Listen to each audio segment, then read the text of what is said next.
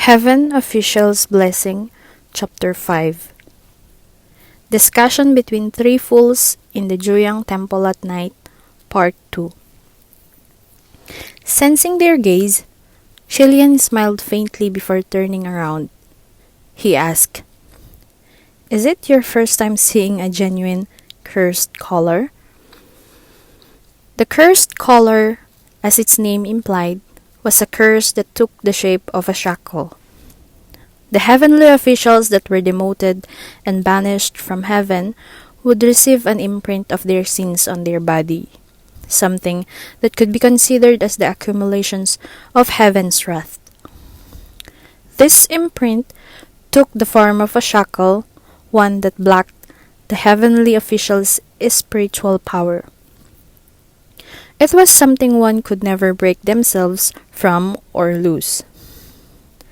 It was the same as stamping a tattoo on their face or binding their hands and feet with chains. It was a type of punishment and also a type of mourning, one that made the person in question feel both fear and shame. As the laughingstock of the three realms and one who had been banished from the heavens twice, Shilian naturally had this kind of cursed collar imprinted on his body.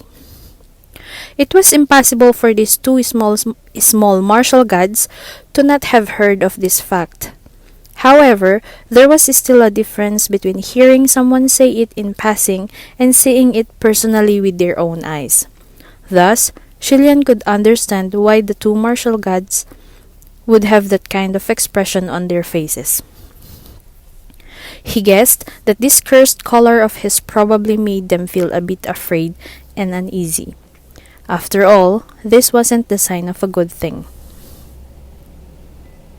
Using the excuse that he needed a new top, Shilian originally wanted to sleep outside and walk around. However, that didn't happen because Fuyao rolled his eyes and said, "It would be utterly obscene of you. Should you go outside to stroll on the main street with your current appearance?"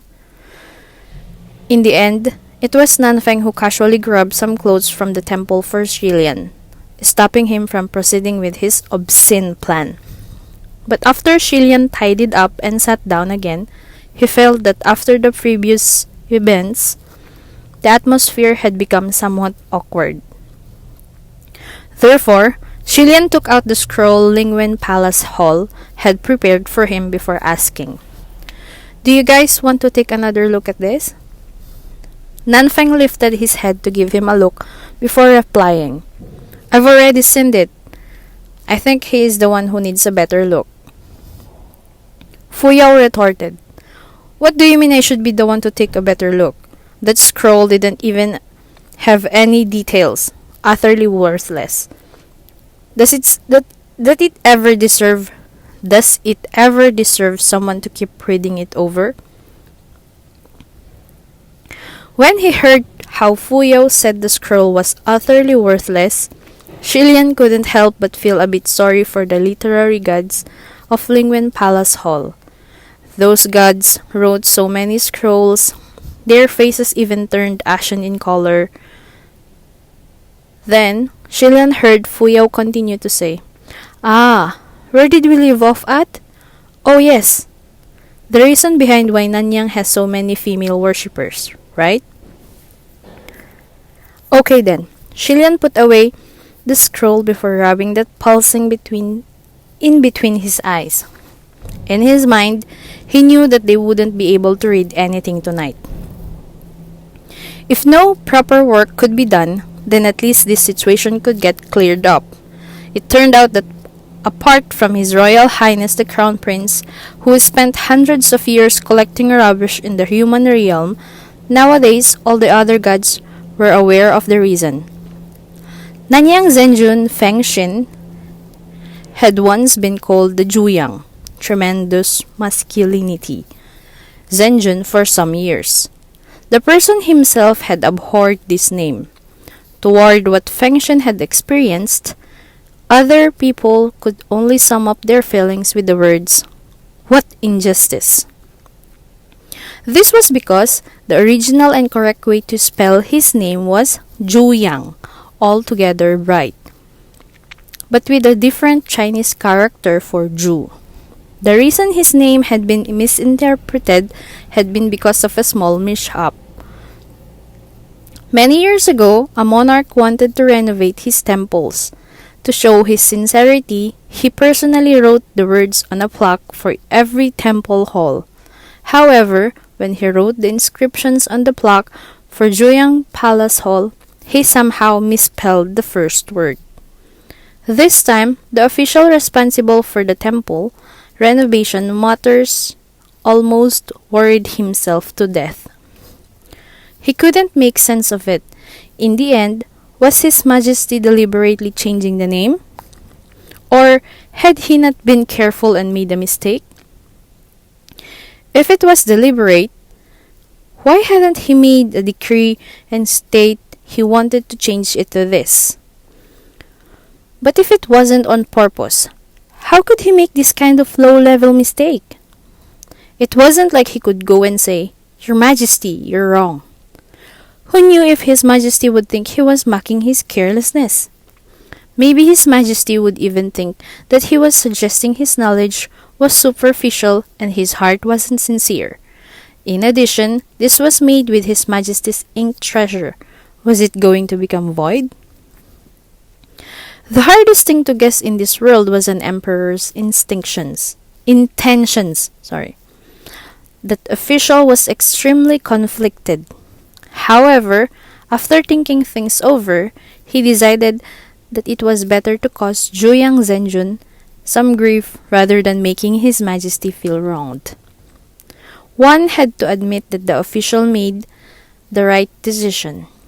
When His Majesty discovered that Zhuyang, altogether bright, had changed into Zhuyang, tremendous masculinity, he didn't say anything. Instead, he invited a whole flock of scholars before vigorously thumbing through ancient books. After finding countless minor details to justify the reason for the change, they wrote many articles doing their utmost best to prove that the original spelling was Zhuyang, tremendous masculinity, and that Zhuyang, altogether bright, had been the wrong way to write it. In short, one night after this event, the whole nation's Zhuyang, altogether bright, temples turned into Zhuyang, tremendous masculinity temples. The Fengshen who had suddenly gotten a godly title change didn't find out about this matter until 10 years passed. He had never carefully looked at the signs of his own temples before. One day, he just suddenly felt very gloomy. Why were there so many women who came to worship him in his temples? In addition, why was every one of them so shy, as they prayed with thoroughly red faces? What kind of things were they beseeching for when they lit the incense? After he found out what happened, Fengshen rushed into the summit of the firmament, faced the scorching sun and vast sky, before swearing a round of curses. Unsurprisingly, he shocked all the heavenly officials there. After he finished cursing, there wasn't anything he could do. If they wanted to worship him, then he could only let them worship. It wasn't like he could make life difficult for these pious and praying women. Thus, he braced himself before listening to their prayers for numerous years. This continued until an honorable monarch felt that this title Zhuyang, tremendous masculinity, was simply scandalous, and thus he changed it to Nanyang. However, people had not forgotten that other than being a martial god, Nanyang was also a god who could offer blessings and protection.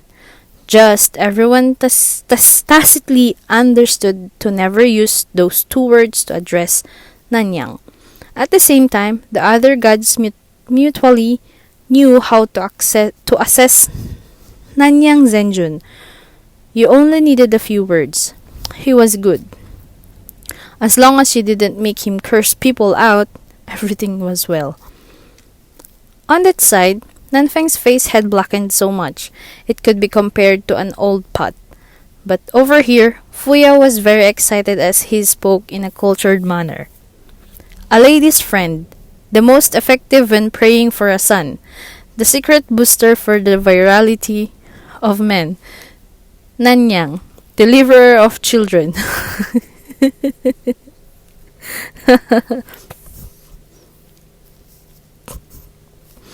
Shillian benevolently resisted the urge to smile, an attempt to leave some honor to the godly stage of Nanyang in front of them.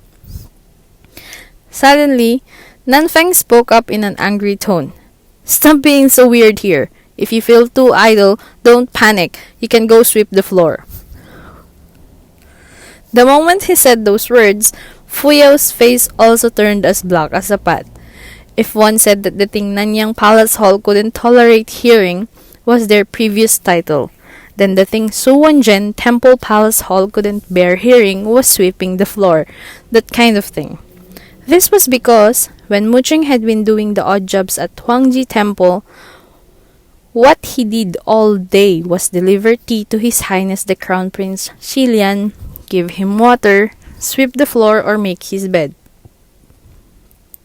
One day, Shilian saw how he would recite cultivation chants while sweeping the floor and became vigorously moved at how Muching would take such pains and fight against adversity to study. This was what made him ask the Taoist ministers for a favor, to receive Muching as their disciple. This matter, how does one phrase it? It was something that could be considered as important, or it could be considered as something insignificant.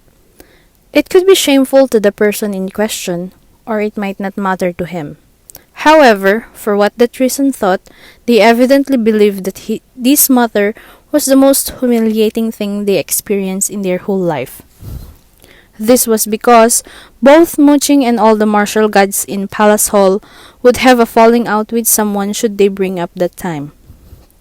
Sure enough, Fuyao paused a bit before he stared at the very innocent Shilian who was waving his hands and standing to the side. Fuyao smiled sarcastically before saying something like that. People who didn't know would have thought that you gods at the Nanyang Palace Hall would have aided His Highness the Crown Prince. Nanfeng also smiled sarcastically. Your general is indeed someone who would kick their benefactor in their teeth. What more can you say? Shilian had just wanted to interfere in their argument when Fuyao started speaking with a chuckle. Ha ha ha ha! Your general is only a pot that calls the kettle black. What qualifications do you have to say these words? Shilian couldn't take it anymore as he watched the two of them use as a big stick that hammered both of their generals' backs. He cut in. Wait! Stop it! Naturally, no one paid attention to him. In addition, they actually started fighting. Shilian didn't know who attacked the others first, but in any case, the table for the sacrificial offerings cracked into two halves. The bowl with the fruit fell,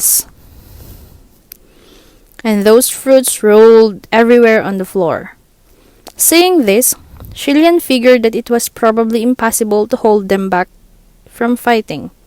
Thus, he sat down in a corner before sighing. How unlucky. He picked up the small steam bun that had rolled to his side. Then he rubbed and removed the skin before preparing to eat it. However, when Nanfeng glimpsed this out of the corner of his eye, he immediately swept out his palm to hit that bun away. Don't eat it! Fuyao also stopped before he spoke in a shocked and a disdaining manner. It even fell into the ashes. You can still stomach that? Shilian took the chance to wave his hands again. He said, Stop. I have something to say. After separating the two martial gods, Shilian began in an amicable manner. First, that crown prince you're referring to is precisely me. This prince hadn't even said anything, so don't use me as your weapon to attack each other. He paused for a moment before adding another sentence. I believe that both of your generals would never do something like this. For you to lack propriety like this, how would their prestige survive? The moment he said those words, the expressions of the two martial gods turned a bit strange. Shillian continued and said, "Second, you're here to help me, right? Then, are you guys supposed to listen to me? Or am I supposed to listen to you?" After quite a while, the two of them finally said, "We're supposed to listen to you." Although they said that, their faces looked as if they were saying, "Dream on for us to listen to you." However, Shillian was already very satisfied with that response. Thus, he clapped his hands and said, "All right. Lastly, the third and most important point, if it is necessary to abandon something, then please, just throw me away. Don't ever throw away food." Meanwhile, Nanfeng finally dug out the steam bun Shillian had picked up and held in his grasp. The one Shillian planned to eat later when he found an opportunity. At the end of his patience, Nanfeng yelled, "If it fell on the ground, don't eat it anymore!" The next day, at the Chance Encounter little store, the tea sommelier was once again sitting at the door, crossing his legs as he relaxed. From far away, he saw three figures slowly approaching. The Taoist, who wore simple white garments and carried a bamboo hat, walked in front, while two tall teenagers who wore black clothes followed behind him. That Taoist arrived idly with his arms crossed before he idly spoke, looking even more like an idle person than the tea sommelier himself. The Taoist said, "Mister, sorry for the inconvenience, but may I get 3 cups of tea?" The tea sommelier replied with a smile, "Coming!" However, in his heart, the tea sommelier thought, "These 3 foolish big brothers are here again. What a pity. Each one of them looked more respectable than the other. However, each of their brains are sicker as well. Always talking about this god or that immortal, this ghost or that heaven. These people are all mentally ill. No matter how dignified they looked, what was the use when they were like this?" Once again, Shillian picked a table beside the window. After they all sat down, Nanfeng spoke up. "Why do you want to come here to speak about this? Can you ensure others won't hear us?" Shillian replied in a warm tone, "It doesn't matter. Even if others hear us, they wouldn't do anything. They would only think we're mentally ill." Shillian continued to speak. "In order to prevent the 3 of us from squandering our time like before, let's get straight to the point. After having calmed down, did you guys think of any plans?" Fuyao's lit up as he responded in a cold tone, "Let's kill it." Nanfeng snorted, "No shit!" Shillian said, "Nanfeng, you don't have to be this fierce. Fuyao didn't say anything wrong. The fundamental way to solve this problem is precisely to kill it. The problem is, where do we kill it? Who should we kill? How do we kill it? I suggest..." At this moment, the sound of drums and fanfare once again drifted over from the street. Thus, the 3 of them looked out of the window. Once again, it was that group of relatives who delivered the bride. The procession of both people and horses drummed their instruments as they yelled. Even their shouting had hints of a roar in it, as if they were afraid others could not hear them. Seeing this scene, Nanfeng frowned before asking, "Wasn't it said that the native people living in and around the Mount Yujun region never dared to make a ruckus or throw a big celebration when they married?" In the ranks of this procession, the people were all strong and sturdy tanned men. Their expressions and their muscles were all stretched tautly as their foreheads were covered in cold sweat. It was as if the thing they were carrying wasn't a big marriage sedan filled with joy, but was instead a guillotine that would seize their souls and cut off their heads, forcing them to death. Shillian wondered what kind of person was sitting in that marriage sedan. Pondering for a bit, Shillian was about to go out to take a look when a puff of cold wind blasted over. The curtain on one side of the sedan flowed the airflow and fluttered upward. The person behind the curtain was using a very strange posture to lie crookedly in the sedan. Her head was also crooked, and what was revealed under her veil was a mouth painted with scarlet red. However, the corners of her smile were overly exaggerated. The sedan jolted, and that veil slid down, exposing a pair of round eyes, eyes that were staring firmly in their direction. This clearly looked like a woman who had broken her neck and was currently laughing soundlessly at them. Shillian didn't know if it was because the hands of the people carrying the sedan were shaking too much, for that sedan wasn't very stable. That woman's head also followed the sedan's movements and swayed. It swayed and swayed until, thud! A head fell down and rolled on the street. And that headless body also fell forward. With a loud bang, the whole person fell out of the sedan door. End of chapter 5.